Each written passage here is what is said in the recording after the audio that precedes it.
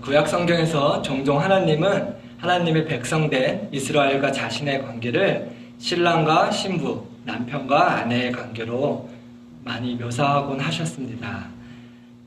1절에서 오늘 보시면 제가 읽겠습니다. 나 여호와가 이같이 말하노라. 내가 너희의 어미를 내보낸 이혼 증서가 어디 있느냐? 내가 어느 체주에게 너희를 팔았느냐? 보라, 너희는 너희의 죄악으로 말미암아 팔렸고 너희의 어미는 너희의 배역함으로 말미암아 내보냄을 받았느니라. 이스라엘의 신랑 되신 하나님께서 내가 너희의 어머니를 내보낸 이혼 증서가 어디 있느냐? 이런 질문을 하십니다. 율법에 의하면 결혼한 이후에 아내에게 어떠한 결격 사유가 있을 때 이혼 증서를 써주고 합법적으로 이혼할 수 있는 그런 율법이 있었습니다. 그래서 북이스라엘이, 지금 이 말씀은 남유다에게 하시는 말씀이지만, 북이스라엘이 극심한 우상숭배에 빠져 하나님을 떠났을 때 예레미야서의 하나님은 다음과 같이 말씀하셨습니다. 제가 읽겠습니다.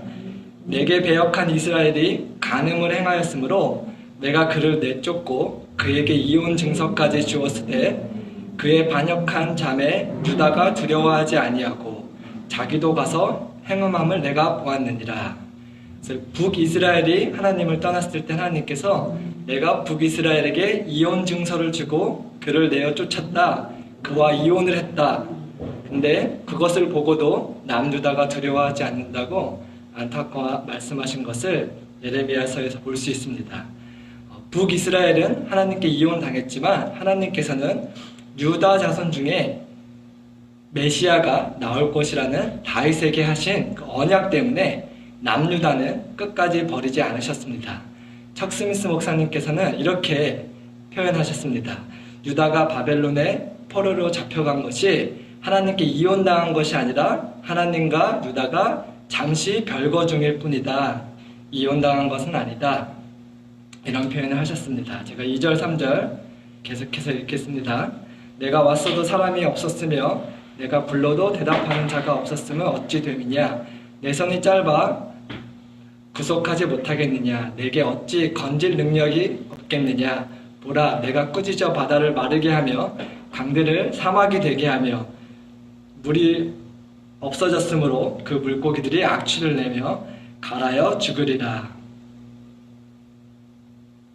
하나님께서는 바벨론의 포로로 잡혀간 유다 백성을 구원하시기 원하시지만 하나님께 귀를 기울이고 대답하는 사람이 없는 남유다에 하나님이 찾는 사람이 없는 그런 상황을 안타까워하십니다.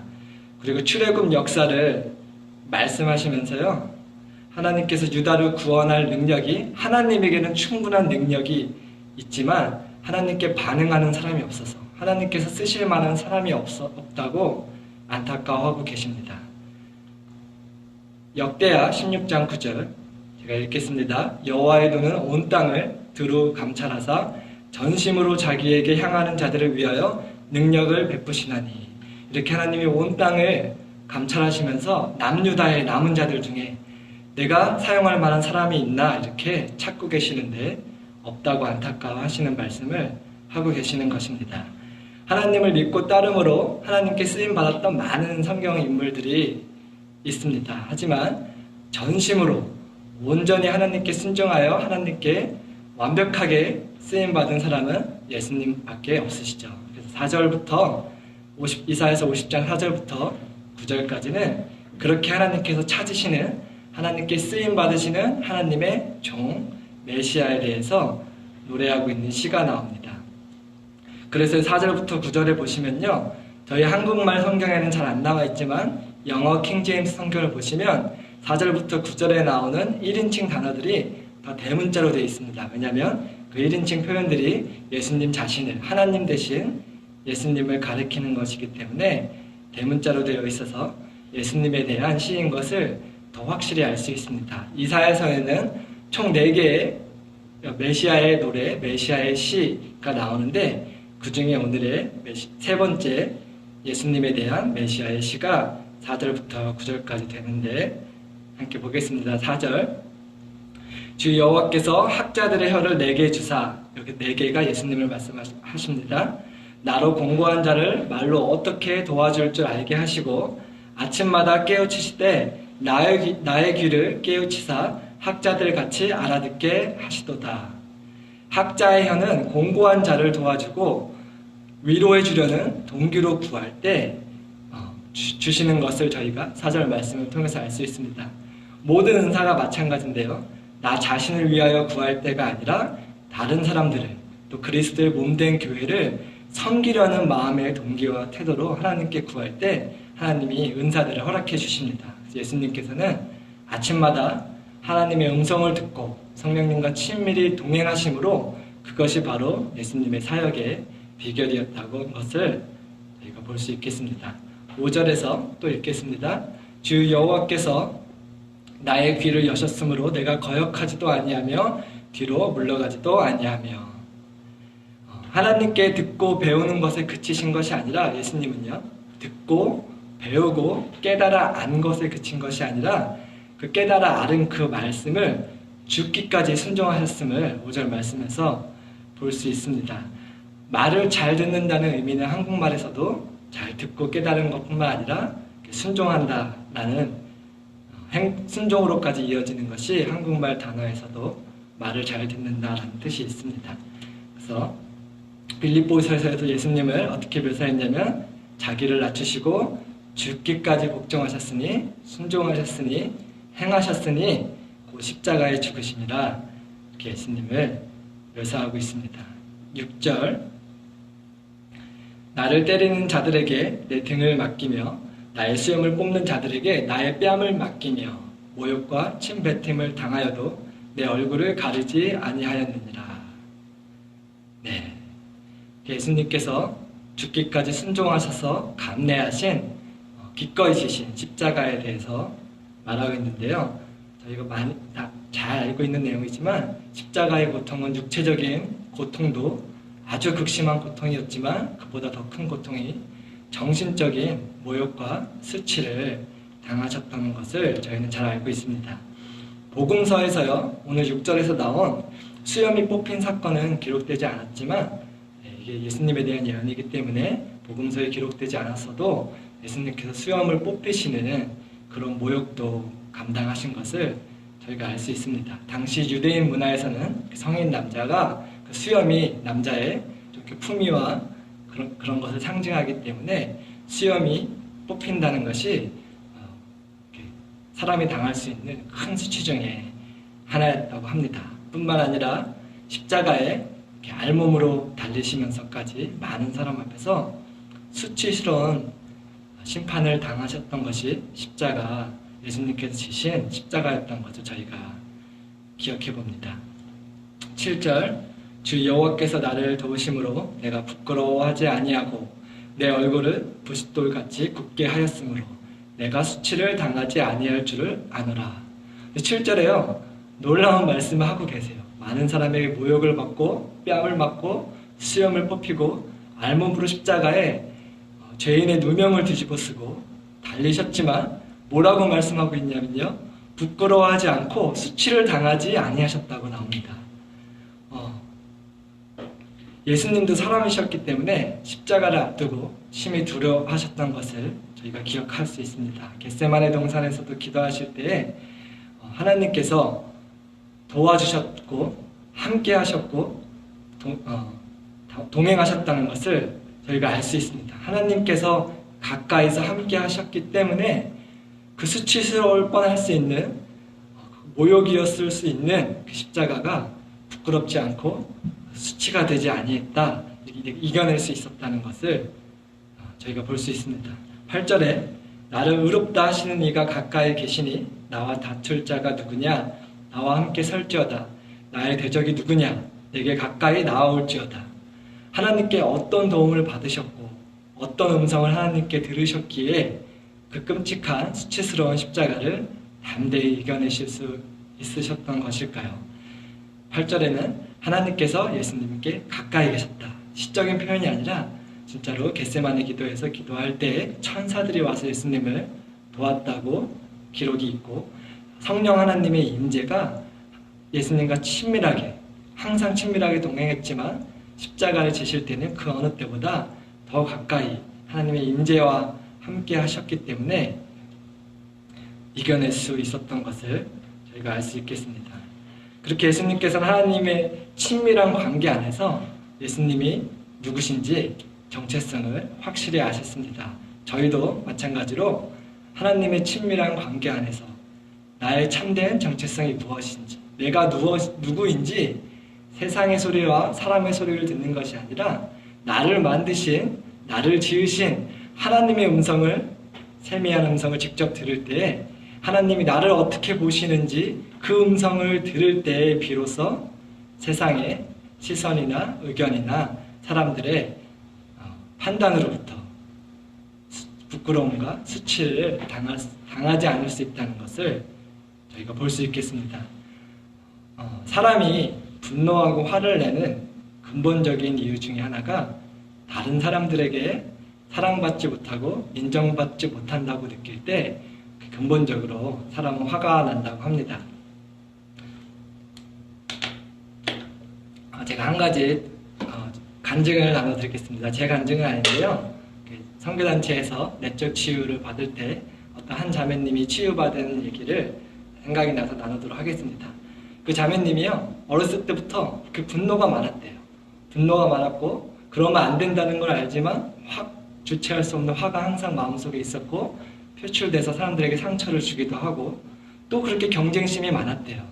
근데 내적 치유를 받을 때 성령님께서, 하나님께서 그 자매님의 마음을 만져주시면서 왜 이렇게 분노가 많은지 그 근본된 원인을 한 가지 기도 중에 환상으로 보여주셨는데 이런 환상을 보았다고 합니다. 신생아실에 자기가 누워있는 걸 하나님이 보여주셨대요. 근데 옆에 있는 신생아들에게는 다 가족들이 와서 환영을 하고 이렇게 창문에서 이렇게 지켜보고 있는데 자기 가족들이 안 왔다는 거예요. 그 어린아이가 뭘 알겠냐마는 그 영적으로 느낀 것인지 아무튼 하나님이 보여주신 환상이 아무도 자기의 출생을 환영하러 오지 않고 반기지 않는다는 그 사실 때문에 사단이 신생아 때부터 그 자매님의 마음 안에 그 분노와 거절감을 심어두었다. 하나님이 이렇게 보여주셨대요. 그래서 간사님들과 함께 몇 시간을 울면서 기도하면서 하나님께서 그 쓴뿌리를 제거해주는 사건이 그날 밤에 있었다고 합니다. 그래서 내가 본 하나님이 보여주신 환상이 정말 맞는지 아니면 나 혼자 상상해낸 건지 확인을 해야 돼서 내적 치유를 받고 나서 한국의 부모님께 전화했다고 합니다. 그래서 엄마, 내가 기도 가운데 신생아실에 내가 혼자 있어서 아무도 나를 환영하려 반겨주러 오지 않아서 내가 막 화가 나고 있는 모습을, 화내고 있는 아기의 모습을 하나님께서 보여주셨어. 그래서 혹시 그런 일 있었어? 하고 엄마한테 나눠보니까 엄마가 깜짝 놀라면서 울면서 사과를 하시더래요. 어떻게 알았냐고. 사실은 네가 태어났을 때 할아버지께서 아들이 아닌 것에 너무 실망을 해서 너무 화를 내셨고 아무도 아기를 보러 가지 못하게 하셔서 너 신생아실에 혼자 있었던 거 맞아. 근데 그걸 어떻게 하나님이 보여주셨니? 그러면서 어머니가 미안하다고 사과를 하시면서 또 그 자매님도 어머니와 할아버지를 용서하고 그런 일이 있었다고 합니다. 얘기가 길어졌지만 그 자매님이 느꼈던 분노의 근본된 원인이 내가 사랑받고 인정받고 용납받고 환영받는 존재가 아니라는 그 사실에 그 자매님이 이렇게 분노했던 것을 하나님이 치유해 주신 사건이 생각이 났습니다. 그래서 저희는 하나님께 나아가서 예수님이 그러하셨던 것처럼 내가 얼마나 용납받고 있는 자인지, 내가 얼마나 큰 용서를 받았는지, 내가 얼마나 사랑받고 인정받고 하나님께 환영받는 존귀한 주의 자녀인지를 하나님과의 친밀한 관계에서 성령님의 음성을 들을 때만이 비로소 세상에서 거절감을 느끼지 않고 수치심을 당하지 않고 분노로부터 이렇게 회복될 수 있는 것을 저희가 생각해 볼 수 있습니다. 시편 16절 8절 말씀을 제가 읽어드리겠습니다. 내가 여호와를 항상 내 앞에 모시며 그가 내 계심으로 내가 요동치 아니하리로다. 우리 예수님도 항상 하나님의 임재를 예수님의 존전에 모시고 친밀하게 동행했기 때문에 그 십자가란 수치스럽고 모욕스러운 형벌도 이겨내실 수가 있었던 것입니다. 10절부터 11절 또 제가 읽겠습니다. 너희 중에 여호와를 경외하며 그의 목소리를 청종하는 자가 누구냐? 흑암 중에 행하여 빛이 없는 자라도 여호와의 이름을 의뢰하며 자기 하나님을 의지할지어다. 보라, 불을 피우고 횃불을 둘러 띈 자여, 너희가 다 너희의 불꽃 가운데로 걸어가며 너희의 피운 횃불 가운데로 걸어갈지어다. 너희가 내 손에서 얻을 것이 이것이니라. 너희가 고통 있는 곳에 누우리라. 50장의 마지막 절인 10절하고 11절은 하나님을 경외하고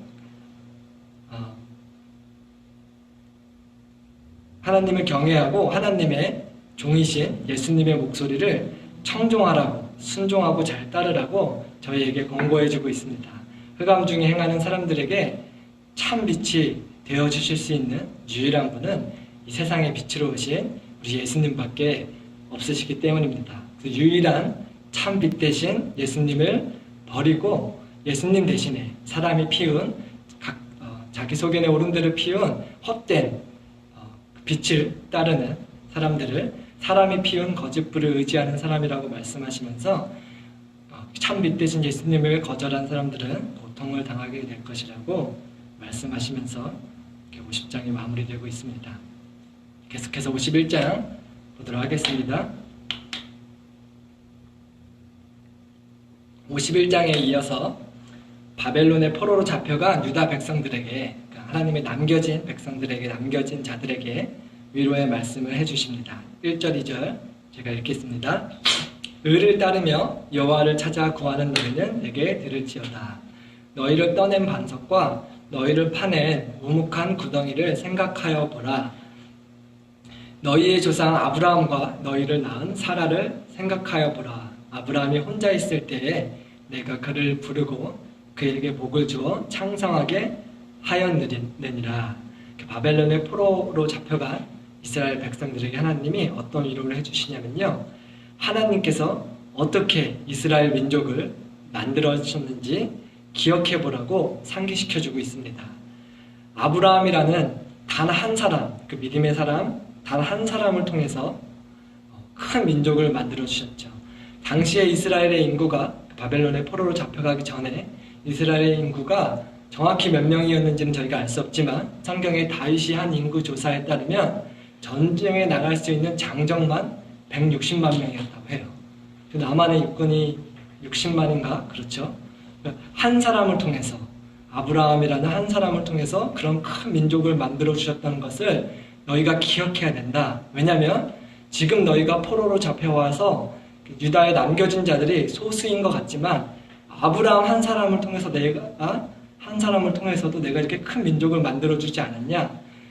그 사실을 기억하는 이 말씀을 읽는 유다 백성들은 그렇지, 지금 우리 남겨진 자들을 통해서도 하나님이 얼마든지 다시 우리나라를 회복시켜 주시고 다시 이스라엘을 큰 민족으로 만들어 주실 수 있을 거라는 소망의 메시지를 받을 수 있었던 것입니다. 3절에서 5절 계속 읽겠습니다. 나 여호와가 시온의 모든 황폐한 곳들을 위로하며 그 사막을 에덴 같게 그 광야를 여호와의 동산 같게 하였나니 그 가운데에 기뻐함과 즐거움과 감사함과 창화하는 소리가 있으리라. 내 백성이여 내게 주의하라. 내 나라여 내게 귀를 기울이라. 이는 율법이 내게서부터 나갈 것임이라. 내가 내 공의를 만민의 빛으로 세우리라. 내 공의가 가깝고 내 구원이 나갔은즉 내 팔이 만민을 심판하리니 섬들이 나를 앙망하여 내 팔에 의지하리라. 계속해서 하나님이 말씀하시는 것은 이스라엘이 바벨론의 포로로 잡혀간 유다 백성이 돌아와서 이스라엘이 회복될 뿐만 아니라 시온, 곧 예루살렘이 에덴 동산과 같이 회복된다는 소망의 메시지를 주시고 계신 것입니다. 바벨론에서 돌아온 포로들이 하나님의 약속대로 돌아와서 이스라엘이 회복됐죠. 하지만 안타깝게도 몇백 년 뒤에 그 이스라엘은 다시 AD 70년에 다시 멸망하였지만 1948년에 또다시 건국되어 회복되고 있는 중입니다. 이것이 얼마나 놀라운 일인지 이번 주 주일날,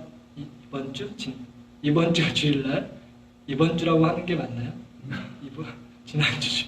이번 주 주일날 추 목사님께서 잘 설명을 해주셨습니다. 마치 삼국시대에 있었던 이름이 생각이 안 나네요.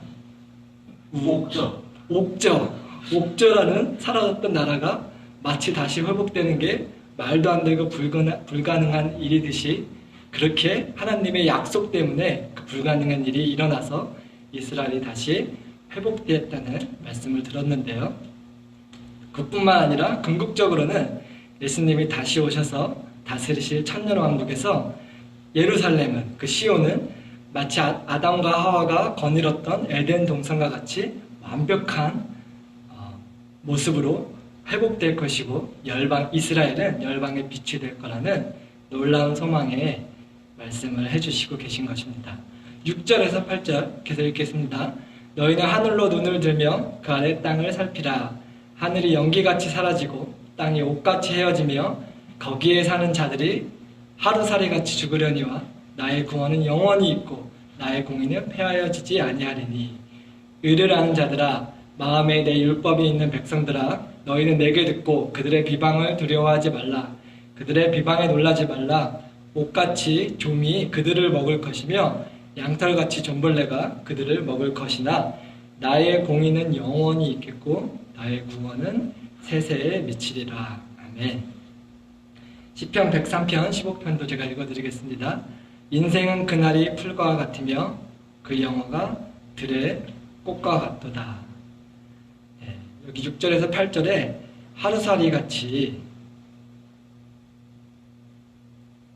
사람들이 하루살이 같다는 말씀을 하셨는데 정말 그렇습니다. 영원의 관점에서 보면, 영원하신 하나님의 관점에서 보면 100년도 못 사는, 100년 좀 넘게 사는 사람이 있긴 하지만 120년도 못 사는 저희 인생이 정말 하루살이와 같을 뿐임을 저희가 기억해야 될 줄 믿습니다. 그리고 영원할 것 같은 지금 이 세상도, 이 하늘과 이 땅도 다 연기같이 사라진다는 말씀을 하고 계십니다. 예수님이 다스리시는 천년왕국과 영원한 새하늘과 새 땅이 임할 것인데 그 소망의 말씀을 해주시다가 갑자기 왜 심판에 대해서 말씀하시냐면, 그러기 전에, 새하늘과 새 땅이 임하기 전에 지금 하늘과 지금 땅은 다 사라질 것이라는 말씀을 해주시고 계신 것입니다. 이것에 대해서 베드로 전서에 잘 나와 있는데 제가 읽어드리겠습니다. 주님의 날은 도적같이 갑자기 올 것입니다. 하늘이 큰 소리를 내며 사라지고 하늘에 있는 모든 것들이 불에 의해 녹을 것입니다. 또한 땅과 땅에 있는 모든 것들도 불타버릴 것입니다. 모든 것이 이렇게 다 타버릴 텐데 여러분은 어떤 사람이 되어야 하겠습니까? 거룩하고 경건하게 살아야 하지 않겠습니까? 제가 쉬운 성경을 읽고 있습니다. 여러분은 그 날이 오기를 손꼽아 기다려야 합니다. 그날에 하늘과 하늘에 있는 모든 것이 불타 없어지겠지만 하나님께서는 우리에게 약속하셨습니다. 정의가 살아있는 새 하늘과 새 땅을 우리에게 주시겠다고 말입니다. 아멘. 지금 하늘과 지금 땅은 다 타서 없어지고 심판을 받지만 저희에게 새 하늘과 새 땅을 주시겠다고 분명히 약속하신 것을 믿으시는 저와 여러분이 되시기를 기도합니다. 9절에서 11절 계속 읽겠습니다. 여호와의 팔이여 깨소서 능력을 베푸소서 옛날 옛시대에 깨신 것 같이 하소서. 라합을 점이시고 용을 찌르신 이가 어찌 주가 아니시며 바다를 넓고 깊은 물을 말리시고 바다 깊은 곳에 길을 내어 구속받은 자들을 건너가게 하신 이가 어찌 주가 아니시니까. 여호와께 구속받은 자들이 돌아와 노래하며 시온으로 돌아오니 영원한 기쁨이 그들의 머리 위에 있고 슬픔과 탄식이 달아나리이다. 9절에 라합과 용에 대해서 말하고 있는데요. 라합은 이집트를, 용은 바로 왕을 상징하는 성경에 종종 나오는 표현입니다. 이집트에서 이스라엘을 구원해내신 하나님께서 다시 한번 바벨론에 포로된 유다 백성들을 또 구원하실 것이라는 말씀을 하고 계시기 위해서 출애굽 사건을 말씀하시는 것이고요. 바벨론의 포로로부터 아니라 또한 미래에 7년 대환란 때 적그리스도로부터도 이스라엘 백성을 구원하시겠다는 소망의 메시지를 주시기 위해서 출애굽 사건을 언급하고 있습니다. 그래서 그들이 약속의 땅으로 돌아올 것이다 이런 말을 약속의 말씀을 성경에 많은 군데 있지만 오늘 본문에서도 볼 수 있는데요. 저번에 한번 말씀드렸는데 작년 한 해 전 세계적인 코로나 팬데믹 기간에도 불구하고 70여 개국에서 2만 1,500명의 유대인들이 이스라엘로 귀환됐다고 합니다. 이스라엘 정부의 도움으로 그렇게 시온으로 예루살렘으로 유다 백성이 돌아갈 거라는 약속의 말씀은 바벨론 포로 때 성취됐을 뿐만 아니라 지금 오늘날에도 작년에도 올해에도 여전히 성취되고 있는 놀라운 하나님의 말씀입니다. 제가 최근 뉴스를 한번 찾아봤는데요. 불과 이틀 전에도 그 큰 귀환이 있었더라고요. 5월 31일 날 코뿔소 문하세 작전이라는 그 작전을 통해서 인도에 있던 275명의 유대인들이 어떻게 인도에까지 정착하게 됐는지 정확히 알 수는 없지만 그 DNA 검사에서 확인을 했겠죠.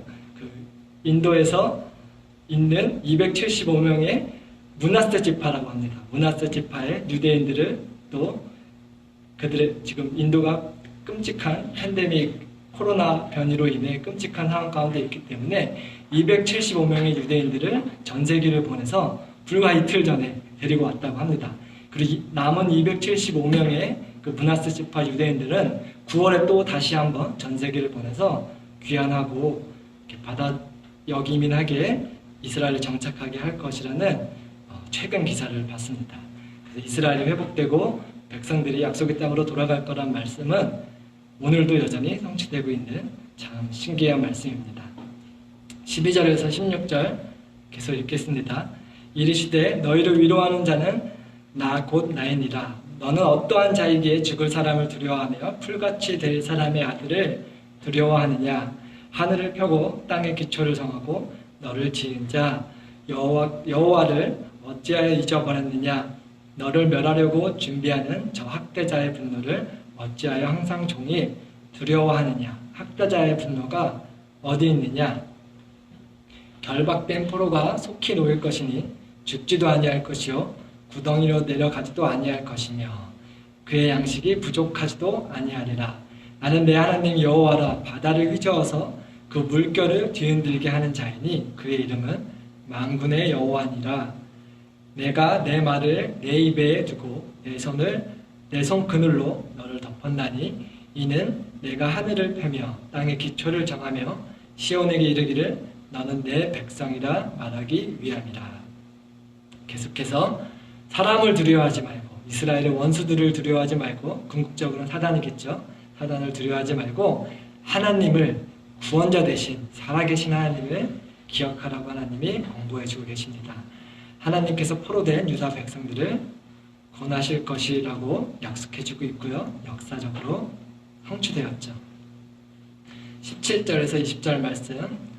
여호와의 손에서 그의 분노의 잔을 마신 예루살렘이여 깰지어다 일어설지어다. 네가 이미 비틀거름치게 하는 큰 잔을 마셔 다 비웠도다. 네가 낳은 모든 아들 중에 너를 인도할 자가 없고 네가 양육한 모든 아들 중에 그 손으로 너를 이끌 자가 없도다. 이 두 가지 일이 네게 닥쳤으니 누가 너를 위하여 슬퍼하랴. 곧 황폐와 멸망이요 기근과 칼이라. 누가 너를 위로하랴. 네 아들들이 곤비하여 그물에 걸린 영양같이 온 거리 모퉁이에 누웠으니 그들에게 여호와의 분노와 네 하나님의 견책이 가득하도다. 성경에서요, 오늘 본문에서 뿐만 아니라 성경에서 종종 하나님의 심판을 받는 것을 하나님의 진노의 잔을, 분노의 잔을 마신다라는 표현으로 하고 있습니다. 예루살렘이 하나님의 분노의 잔을 마셨다고 하는데요. 네, 역사상 여러 번 하나님의 심판을 받았죠. 구약시대에는 바벨론에 의해서 멸망당하고 포로로 잡혀갔고요. 또 주일날 저희가 또 설교를 들었듯이 신약시대에는 AD 70년에 로마에 의해서 심판을 받고 그 나라가 없어지고 그 성전이 돌 위에도 하나도 남기지 아니하고 멸망당한 것을 기억합니다. 그것에서 끝나는 게 아니라 한 번 더 남았습니다. 마지막에 적그리스도에 의해서 또 큰 심판을 받게 될 것입니다. 그러면서 하나님께서 누가 너를 위하여 슬퍼하냐? 네 아들 중에 너를 구원할 자가 없다. 너를 위해 울어줄 자가 없다. 이렇게 안타까워하시는데 있습니다. 바로 예수님께서 하나님이 예루살렘을 위해 이스라엘 백성을 위해 울어줄 자가 없는 것을 보시고 하나님이 직접 찾아오신 것이죠. 그래서 우리 예수님께서 예루살렘을 위해 울어주셨습니다. 마태복음 23장 37절을 제가 읽어드리겠습니다.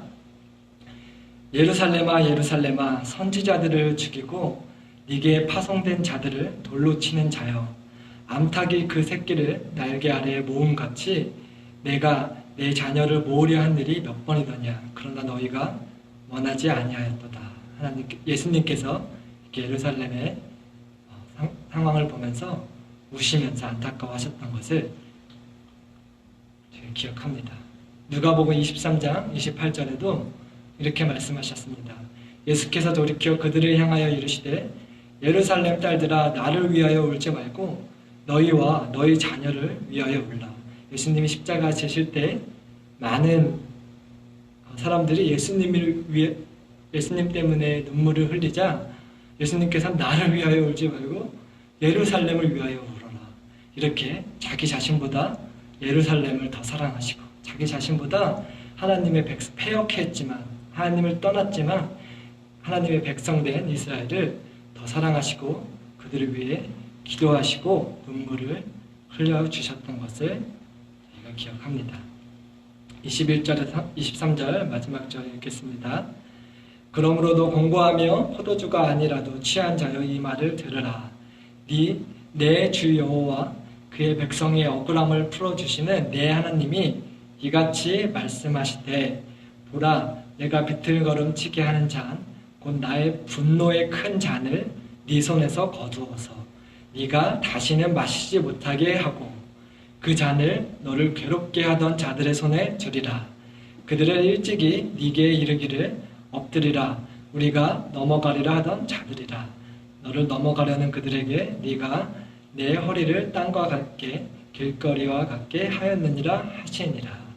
하나님께서 바벨론과 또 로마를 통해서 또 최후의 때 한 번 더 이렇게 여러 번 예루살렘을 심판하시고 하나님의 진노의 잔을 마시게 하셨지만 놀라운 약속의 말씀으로 오늘 51장이 마치고 있습니다. 하나님께서 그 진노의 잔을 거두어서 다시는 예루살렘이 마시지 아니할 것이라는 놀라운 약속의 말씀을 해주시고 계십니다. 왜냐하면 그들이 더 이상 죄를 짓지 않기 때문이 아니라 하나님의 진노의 잔을 우리 예수님께서 대신 마셔주셨기 때문입니다. 예수님께서 겟세마네 동산에서 밤새 기도하신 것이 기도의 내용이 다른 것이 아니라 하나님께 어떻게 기도했냐면 하나님 이 진노의 잔을 내가 마시는 하나님의 이 진노의 잔 내가 대신 받는 이 하나님의 심판을 내게 거두어 가시옵소서 이렇게 기도를 하셨습니다. 하지만 나의 원대로 하지 마시고 아버지의 원대로 해달라고 기도하시면서 결국에는 하나님의 뜻에 따라 우리 대신 하나님의 심판을 하나님의 그 분노의 진노의 큰 잔을 대신 마셔주셨기 때문에 더 이상 예루살렘이 그리고 더 이상 예수님을 믿는 우리들이 하나님의 진노의 잔을 마시지 않아도 된다. 내가 모든 하나님의 심판을 너희를 대신해서 당했다. 그렇기 때문에 더 이상 저희가 마실 하나님의 진노의 잔이 없는 것입니다. 그리고 그 잔은 예수님을 거부하고 하나님의 진노의 잔을 대신 마셔주신 예수님을 거부하고 끝까지 거절하는 이스라엘의 대적들과 하나님을 대적하는 자들이 마시고 심판을 받게 될 것입니다. 그래서 오늘 50장 처음의 시작이 하나님께서 유다 백성을 버리시지 않았다. 비록 바벨론에 포로 잡혀갔지만 이혼한 것이 아니다. 잠시 별거 중인 것 같은 상황이긴 하지만 내가 너희를 버린 것이 아니고 반드시 회복하겠다. 다시는 너희로 하여금 그 진노의 잔을 마시지 않게 거두어 가겠다. 이런 약속의 말씀으로 끝이 납니다. 저희에게도 마찬가지입니다. 그래서 감사하는 기도로 저희가 오늘 마쳤으면 좋겠습니다. 예수님께서 저희의 진노의 잔을 대신 마셨기 때문에 그걸 믿는 자들에게는 더 이상 하나님의 심판이, 분노가 없는 것을 감사했으면 좋겠습니다. 그 자신을 위해서 기도할 뿐만 아니라 한 가지 적용하는 기도를 했으면 좋겠습니다. 아까 예수님이 예루살렘을 위해서, 그 이스라엘 백성들을 위해서 눈물을 흘리시고 중보기도를 해주셨는데, 혹시 오늘 말씀을 들으면서 내가 눈물을 흘리면서 대신 기도해줘야 될 생각나게 하시는 사람이 있다면 중보기도 하시면서 예배를 마쳤으면 좋겠습니다. 저희 자신과 하나님께서 떠올리게 해주신 그 사람을 위해서 기도하면서 오늘 예배를 마치도록 하겠습니다.